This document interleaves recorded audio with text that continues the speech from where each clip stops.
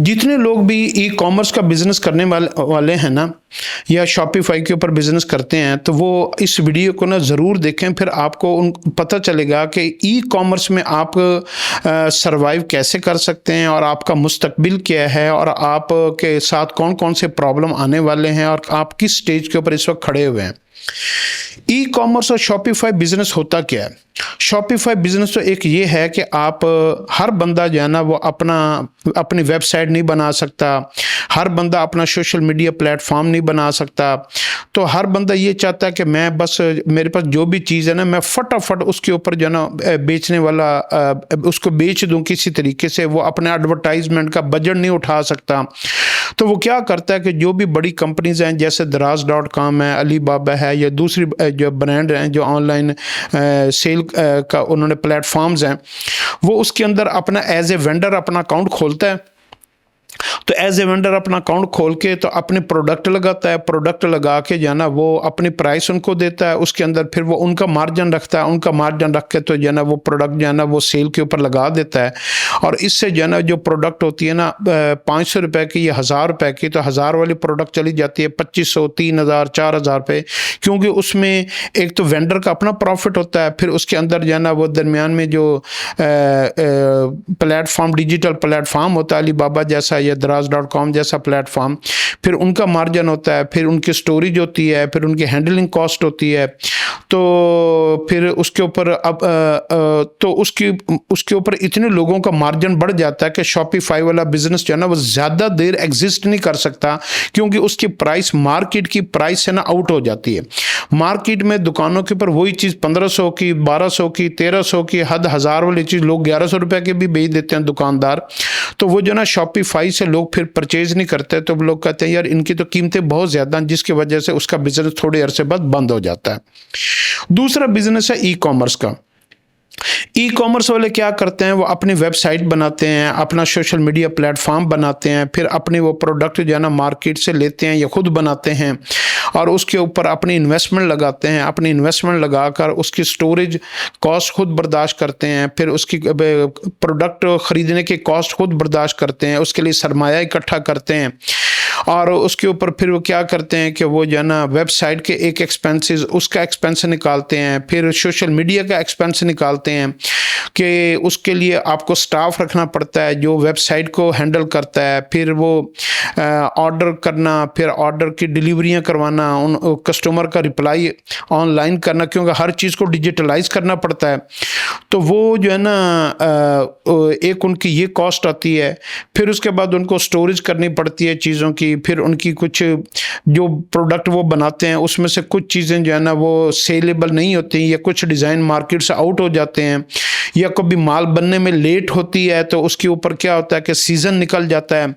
और वो या कोई डिज़ाइन उन्होंने बनाया है तो वो डिज़ाइन पहले मार्केट में सेल होकर पुराना हो चुका है, तो उनका डिज़ाइन बाद में बन के आया है, या उनकी क्वालिटी डिफरेंट थोड़ी सी हो गई है, तो मार्केट में उस क्वालिटी लोगों ने थोड़ा सा same design, same item product बनाकर तो उसकी क्वालिटी थोड़ी सी हल्की करके तो उन्होंने उसका कंपटीशन कर दिया। तो उसके अंदर फिर उन्होंने उसका एक बहुत लंबा चौड़ा हैवी एडवर्टाइजमेंट का बजट होता है कि 5-5, 10-10, 15-15 लाख रुपए महीने के एडवर्टाइजमेंट कर रहे हैं वो ई कॉमर्स वाला, और वो उस प्रोडक्ट को जो है ना वो मार्केट में बेचने के लिए हर कस्टमर तक उसकी जो है ना ऐड जा रही है। उस ऐड के ऊपर जो है ना वो लोग उसको ऑर्डर दे रहे हैं। ऑर्डर फिर जो ऑर्डर आता है फिर उसके डिलीवरी के लिए कोरियर कंपनीज जो है ना वो एक मुंह खोल के पैसे मांगती हैं कि हम इतने पैसे लेने हैं।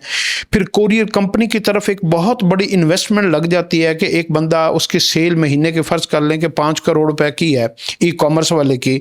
तो उसके पीछे उसकी 15, 20, 30 करोड़ रुपए की इन्वेस्टमेंट लगी हुई है, जो उसने मार्केट से उधार ली हुई है, लोगों से उधार लिए हुए हैं, रिश्तेदारों के पैसे लगाए हुए हैं, बैंक से लोन लिया हुआ है, मकान बेचकर उसके अंदर सरमाया लगाया हुआ है। तो क्योंकि उसको जो है ना एक एक प्रोडक्ट की कई क्वांटिटी जो है ना वो पीछे बैक एंड के ऊपर रखनी पड़ती है, फिर ये भी होता है कि आपको जो है ना, जो हर सीज़न में आप जो प्रोडक्ट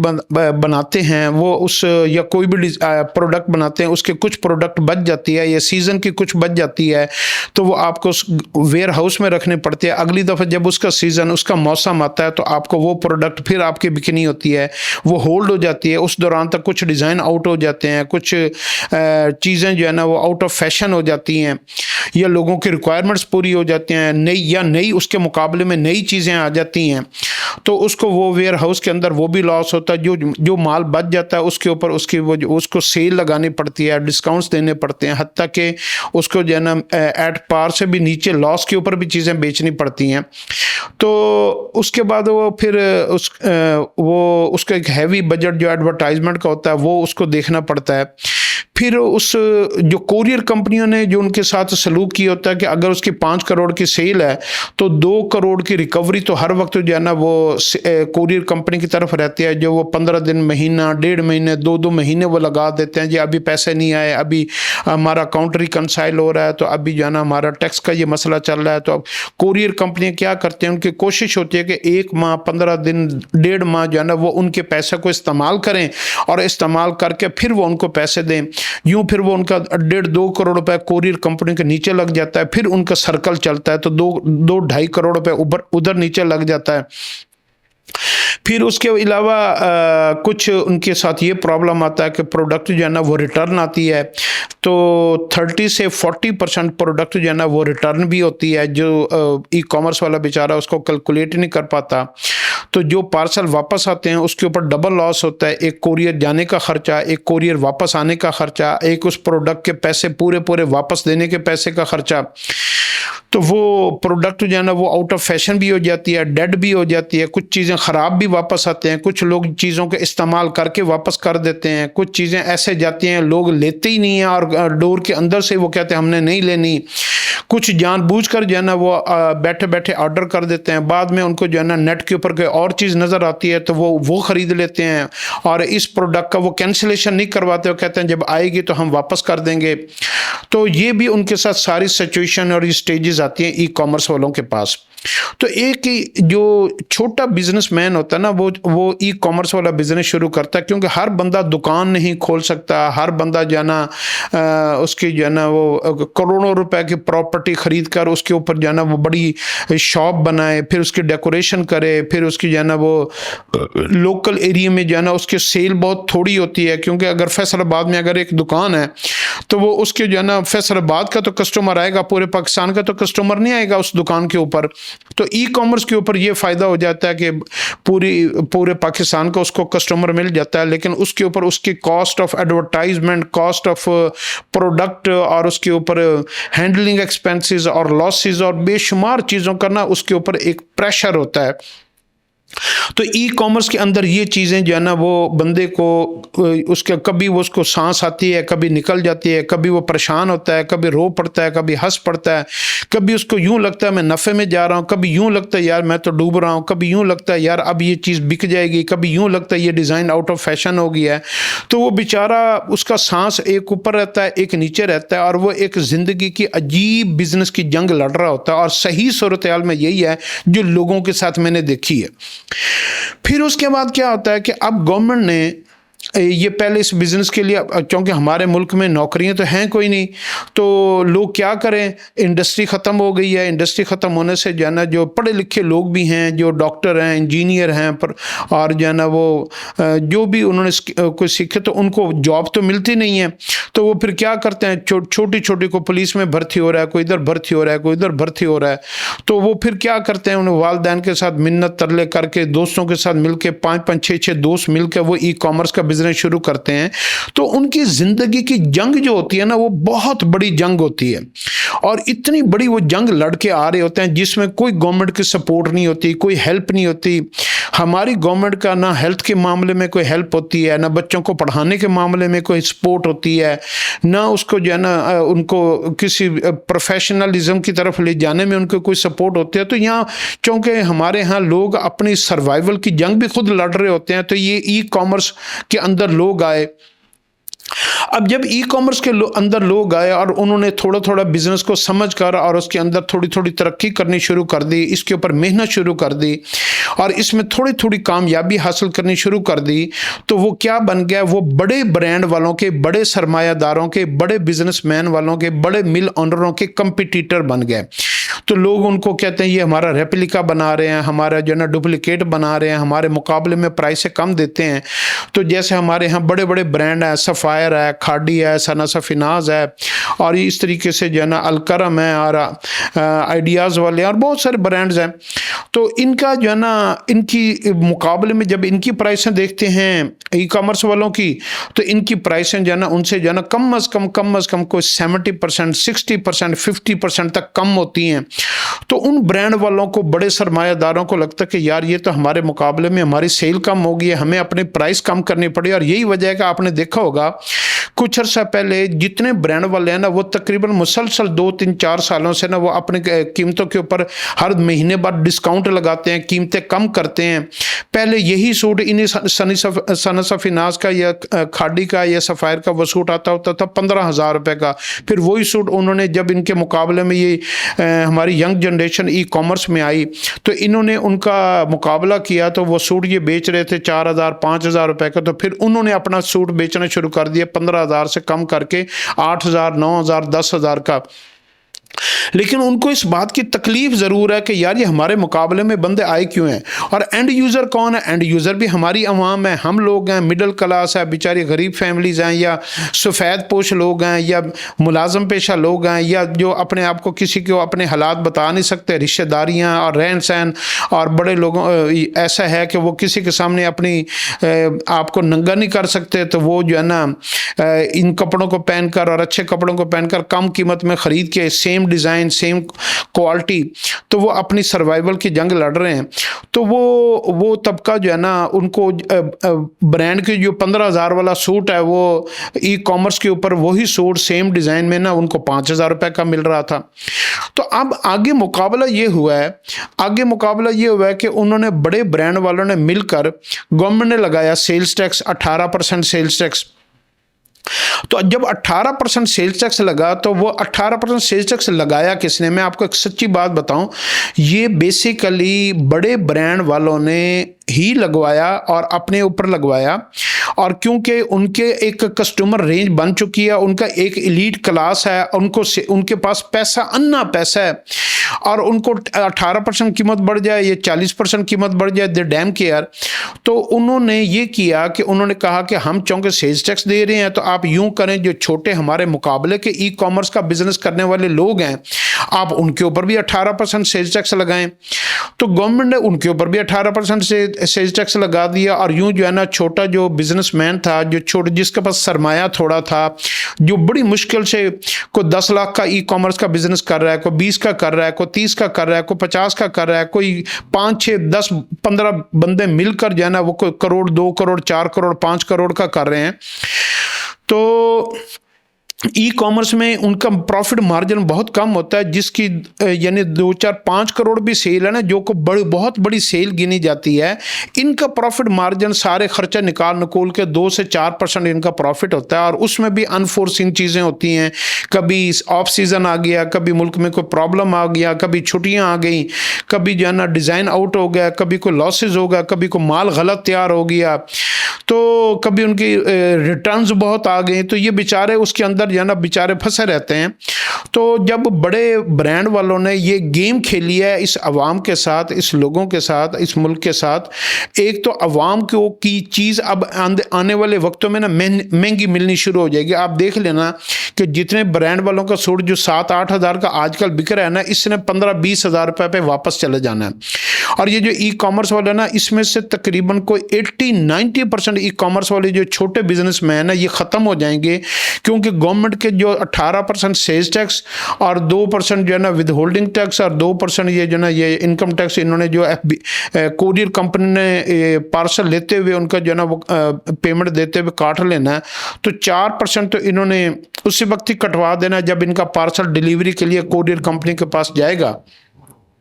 और उसकी पेमेंट आएगी तो उसके ऊपर 4% तो उस वक्त कट जाएगा, और बाकी जब इनका ऑडिट होगा और इसके ऊपर सेल्स टैक्स जो है ना वो 18% लग जाएगा। तो ये जो ई कॉमर्स वाले जो है ना, तो उसका एक बहुत बड़ा सरमाया ई कॉमर्स वाले तो वो तो सेल्स टैक्स की मद में उस पेमेंट में फंस जाएगा कि सेल्स टैक्स का रिफंड लेना है। तो उस रिफंड के चक्कर में वो पैसे होल्ड होते जाएंगे, 1 महीना, 2 महीने, 3 महीने, 4 महीने सेल के पैसे जमा होते जाएंगे 18% के हिसाब से, और वो पैसे जमा हो के फिर उसका रिफंड का प्रोसेस शुरू होगा। वो फिर रिफंड कैसे मिलेगा, फिर उसके इनवाइसें पता नहीं सही निकलती हैं कि गलत निकलती हैं, फिर जिस बंदे से इनवाइसें ली हुई हैं उसकी वो आगे सेल्स टैक्स देता है या नहीं देता। अगर वो पीछे से डिफॉल्ट कर गया तो फिर इसका रिफंड रुक जाएगा, फिर कभी इसका ऑर्डर निकल आएगा तो फिर इसके ऊपर रिकवरी पड़ जाएगी। तो ये ई कॉमर्स में के अंदर जो है ना बड़ी मुश्किलात आ गई हैं, और इससे जो छोटे जो नए बिजनेसमैन हमारे मुल्क में खड़े होने थे, और जो नौजवान नस्ल, बच्चे बच्चियाँ पढ़े लिखे, और इन लोगों की जो हौसला अफजाई हुई थी और ये घर बैठे अपना रोज़गार जो है ना वो तलाश कर रहे थे। घर में जो है ना ख़वातीन बैठकर घर से कुछ चीज़ें बेच लेती थी ऑनलाइन, और उससे जो है ना उनका घर का निज़ाम चल जाता था। नौजवान नस्ल जो है ना वो अब ई कॉमर्स के छोटे छोटे स्टोर खोल कर वो चीज़ें बेच रहे थे। कोई शालमी से ले आता था होलसेल में, और वो उसको जो ना सोशल मीडिया के ऊपर उसकी तस्वीरें लगा के उसको बेच रहा था। मुख्तलिफ कराची से, पाकिस्तान से, कहीं से भी होलसेल मार्केट से बनी बनाई चीज़ लेते थे, और बनी बनाई चीज़ जो है ना वो उसको ऑनलाइन लगा देते थे, और ऑनलाइन लगा कर कोई गैजेट्स हैं, मोबाइल की एक्सेसरीज़ हैं, कोई इलेक्ट्रॉनिक्स हैं, कोई कॉस्मेटिक्स है, कोई ज्वेलरी है, कोई कपड़ा है,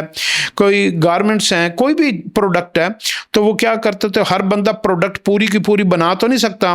तो वो क्या करते हैं होलसेल मार्केटों से वो चीज़ परचेज कर लेते हैं होलसेल प्राइस में, फिर उसको वो ऐड शैड लगा के और उसके अंदर कुछ अपना मार्जिन रख के तो वो ऑनलाइन बेच लेते थे। और अब उसके ऊपर सेल्स टैक्स इस तरह उन्होंने जकड़ दिया है कि जब कोरियर वाला उनसे पार्सल लेगा तो पहले तो वो सेल्स टैक्स में देखेगा कि ये ई कॉमर्स वाला बिजनेसमैन जो है ना वो रजिस्टर्ड है या नहीं है।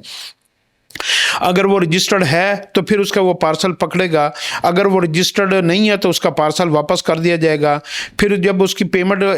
पार्सल की पेमेंट आएगी तो उसके ऊपर जो है ना 2% विदहोल्डिंग टैक्स कट जाएगा, 2% उसके ऊपर इनकम टैक्स कट जाएगा, 4% तो मौके के ऊपर कट जाएगा उसकी पेमेंट में से। और उसके बाद फिर उसको जो है ना अपनी रिटर्न में सेल्स टैक्स की रिटर्न देनी होगी, तो सेल्स टैक्स की रिटर्न के ऊपर उसको 18% सेल्स टैक्स देना होगा। फिर उसको इनकम टैक्स की रिटर्न देनी होगी, इनकम टैक्स के ऊपर उसके ऊपर कितना टैक्स लगता है, तो ये एक अलग इशू है। फिर ये सारा एक बड़ा लंबा चौड़ा एक फिर उसके अकाउंट मेंटेनेंस बहुत ज़्यादा बढ़ जाएगी। तो जो एक वन मैन शो बंदा होता है, फिर नौजवान नस्ल होती है, उनको इतनी सारी टेक्निक्स और टेक्निकल चीज़ों का पता नहीं है। सारे लोग तो हमारे यहाँ तो पढ़ा लिखा मवाद, हम कौन सा कोई यूरोप अमेरिका में रहते हैं, तो ये एक बहुत बड़ी इंडस्ट्री क्रश होने जा रही है। आने वाले तकरीबन को अगर ये चीज़ें ऐसे ही रहीं और इनमें कोई तब्दीली ना हुई तो आने वाले वक्तों में ये तकरीबन कोई ई कॉमर्स का बिजनेस कोई 70-80% या 90% ख़त्म हो जाएगा। और बड़े ब्रांड वाले, बड़े सरमायादार चाहते भी यही है कि छोटा बिजनेसमैन ख़त्म हो जाए, ताकि वो उनका कंपटीशन ख़त्म हो जाए, उनके मुकाबले की कीमतें ख़त्म हो जाएं, उनको डिस्काउंट न लगाने पड़ें और उनकी प्राइसेस हाई रहें, और अपनी मर्ज़ी के वो चीज़ें बेचें और अपनी मर्ज़ी के उनके क्लाइंट्स बने। तो ये अवाम का तबका इसमें पिस जाएगा। और यूँ छोटे बिजनेसमैन जो हौसला अफजाई होती थी कि अब दुकान के ऊपर तो अगर एक मार्केट में 100 दुकानें हैं ना, तो 100 दुकानों में से 10 दुकानों की सेल चलती है, बाकी 90% तो बेचारे अपने मूड़ियाँ खा खा के फिर दुकानें बंद कर जाते हैं। तो दुकानों का बिजनेस का तो अब दौर नहीं रहा, अब तो ई कॉमर्स का दौर है। तो ये परेशानी, इसके अलावा एक परेशानी इन्होंने और खड़ी कर दी, और वो ये है कि 2 लाख रुपए से 2 लाख रुपए या उससे ज़्यादा की जितनी भी रकम निकलवाई जाएगी बैंक से कैश की शक्ल में, या कोई किसी के अकाउंट में कैश की शक्ल में जमा करवाता है, तो उसके ऊपर तकरीबन 10% जो है ना वो टैक्स ऑटोमेटिकली कट जाएगा। अगर आप ऑनलाइन ट्रांजैक्शन करते हैं फिर तो ये कटौती नहीं होगी, लेकिन अगर आप कैश की ट्रांजैक्शन करते हैं तो फिर ये 20,000 रुपये 2 लाख के ऊपर तकरीबन कोई 10% बनता है। तो उसको जो है ना वो ऑटोमेटिकली कट जाएगा। तो ई कॉमर्स वाला जो है ना, वो बेचारा वो कोई चीज़ कहीं से लेता है, कोई कैश की शक्ल में लेता है, हर जगह तो इनवॉइस नहीं होती, हर जगह अकाउंट नहीं दिया जा सकता, हर वक्त पैसे अकाउंट में नहीं होते। तो वो जो है ना, एक उनके ऊपर ये भी तलवार लटक गई है कि अब उनके अकाउंटों से ये पैसे भी कटने शुरू हो जाएंगे। और उनको फिर अगर सारा बिजनेस वो ऑनलाइन शो करेंगे, सारी ट्रांजैक्शनें ऑनलाइन करेंगे, तो फिर उनके साथ पैसे किसी को ऑनलाइन पहले ट्रांसफ़र कर दें, माल बाद में आए, माल ख़राब आ जाए और उनके साथ फ्रॉड हो जाए, तो उनके साथ ये भी इशू खड़ा हो सकता है। और फिर ये भी हो सकता है कि अगर फ़र्ज़ कर लो उन्होंने ऑनलाइन पैसे सब कुछ कर के, तो उनको फिर बाद में बुक ऑफ अकाउंट्स मेंटेन करनी नहीं है कि इनकम टैक्स के लिए अकाउंट्स को कैसे मेंटेन करना है, इनकम बैंक अकाउंट स्टेटमेंट को कैसे मेंटेन करना है। तो ये यहाँ से फिर वो आगे जाकर जब इनकम टैक्स का ऑडिट होगा तो वो उसमें फंस जाएंगे। तो ये एक नई जंग जो है ना, ये एक छोटे तबके के साथ एक शुरू हो गई है। अभी तो किसी को पता नहीं चल रहा कि इसका आने वाला क्या रिजल्ट निकलने वाला है, लेकिन ये बात बहुत ख़तरे की है। और इसको अगर हमने आज नहीं समझा तो कल फिर जब यानी 5-6 साल बाद ऑडिट निकलना शुरू हो जाएंगे, तो फिर लोग जो है ना इसमें ऐसे फंसेंगे बेचारे को, ना आगे का पता चलेगा ना पीछे का पता चलेगा, और सारा इकोनॉमी जो है ना वो, और यूँ छोटे छोटे बिजनेस बंद होते जाएंगे। और